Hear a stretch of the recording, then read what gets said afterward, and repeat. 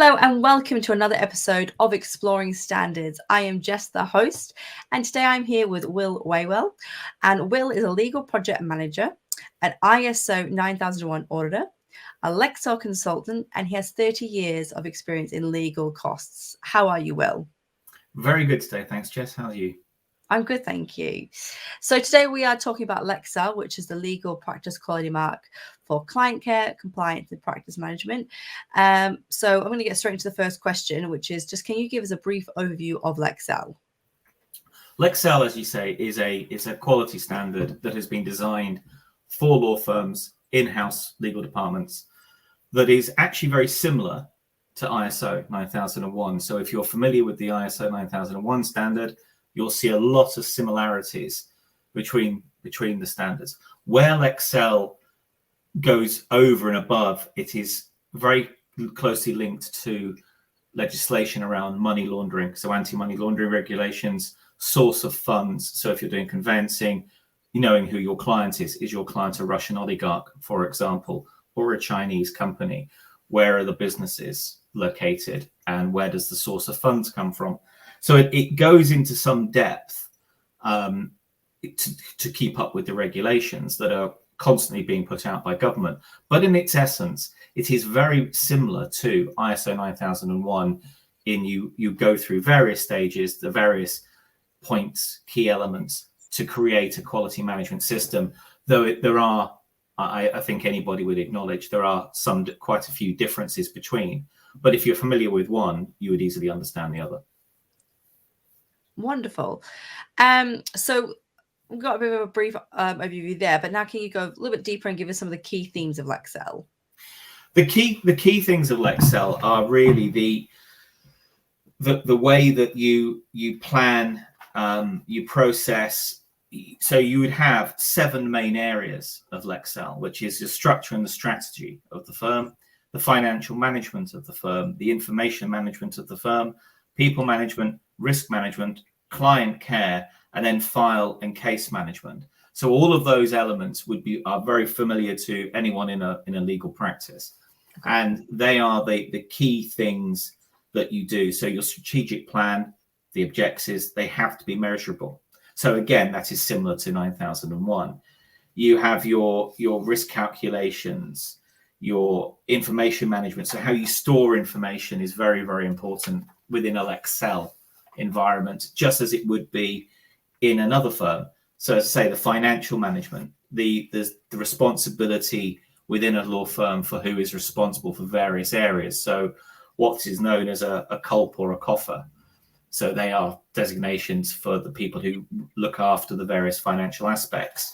You also then have your money laundering officer. You have your data protection officer. So those are that within that area. So again, financial management would be very similar to what you would have in Lexcel, in ISO, sorry. And then so you basically following those main elements through, you would start building up your profile of the firm and see where you are. So again, it is a similar idea, though you don't do the gap analysis is slightly different again. So that's another little difference you would find. Okay. So what are the benefits of Lexcel then? Benefits of Lexcel are that it's a quality mark that people can look to say, yes, you can do things. It does encourage better work practices, and it is very much there for firms to follow, so that they can do certain areas of work. Though it's not compulsory to have Lexcel by any stretch of the imagination, but the benefits to a law firm are, again, I would say similar to ISO 9001. It encourages everyone to understand how the organization works. So you don't have this idea of always just the partners controlling everything. It does encourage the ability to run matters properly and effectively. It creates the opportunities to flag up when there are issues, such as money laundering and source of funds, which, as I say, are a real area of concern within the legal sector. Where does your client's money come from? Is your client genuine?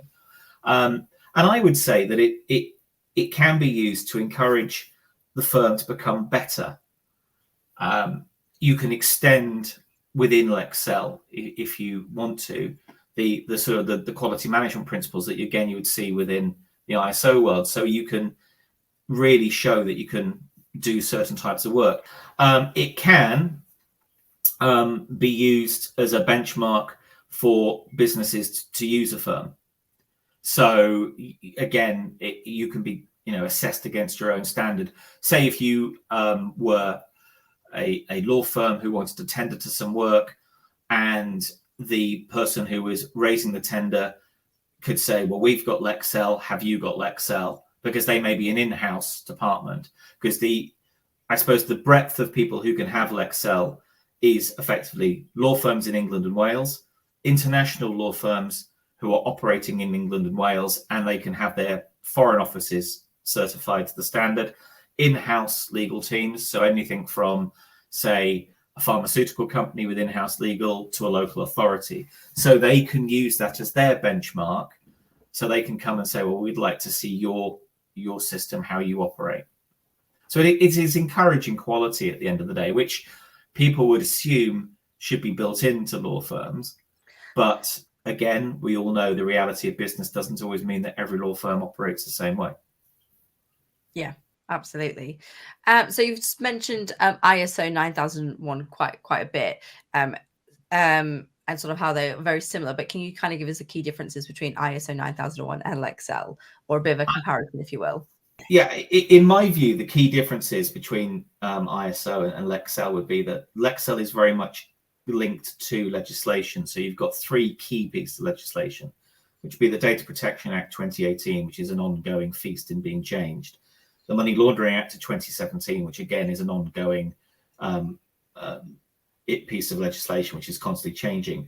And the Criminal Finance Act 2017, which again is constantly being updated and changed and guidance being sent out. So you have those three main pieces of legislation. You also then have the Solicitors Regulatory Authority and their code of conduct and how that fits within the standard itself. So that would be the main difference, is that Lexcel is very much driven by, if you like, legislation, even though law firms who aren't Lexcel certified have to follow the same laws and the rules. Within Lexcel, it is very much part of your assessment.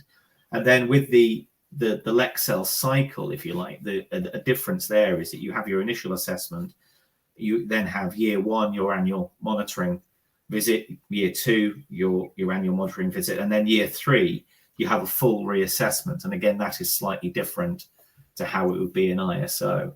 And there are obviously other differences that we could talk about for quite some time, but in a short discussion like this, I thought the easiest thing is to highlight, if you like, the three key pieces of legislation that form a very major part of Lexcel.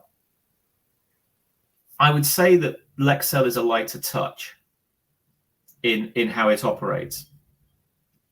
You don't have such the conformances and the minor and major conformances are done very differently. On a Lexcel assessment, if there's a minor non-conformance, you have 3 weeks to sort it out.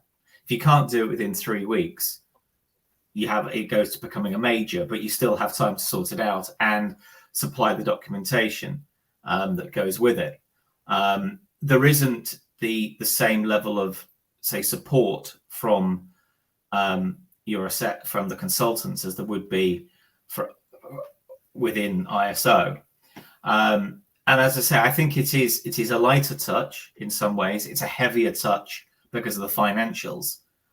Okay. So that I think is the key thing. ISO 9001 touches on many areas, but you're not being asked to prove where monies comes from and who is in charge of things all the time. Whereas in Lexcel, you have to have designated people who, with, as I said, do the various titles like the COLP, the COFA, the MLRO, the Data Protection Officer. So those are the key things, and you have to show that you've got those in place. And that if you don't, then that is where the issues start arising. So I would say it's the financial management is the biggest difference between the two. And then obviously, of course, case management. and client care, which again is different on a person to person, is different to, if you like, business to business. So with your client care of, if you've got elderly clients or clients who have got any form of court protection attachment to them, so they've got dementia, so they have a guardian or a deputy appointed by the court. So it goes into those areas a lot more as well, how you handle them, how you do them. But it is then all linked to the Solicitors Regulation Authority and the rules they bring out, and how that links back into how you run your accounts, etc., etc. So it is very much geared to the legal sector. Yeah. And it is in those areas that the real differences start coming to the fore. Fantastic. Well, thank you so much for taking time to talk to me today. If you want to find more information about Lexcel, you can visit the Assent website. We have a couple of blogs on there. And you can also reach out and talk to us, and we can get in contact with Will for you. So thank you very much for listening to today's episode. If you've enjoyed listening, please make sure to rate, review, and subscribe. And if you have any topics or questions that you'd like to feature on the episode of Exploring Standards, please email us at desk.assent1.com. There will be a link in the show description. Thank you very much, Will, for your time. Pleasure. Thank you. Thank you.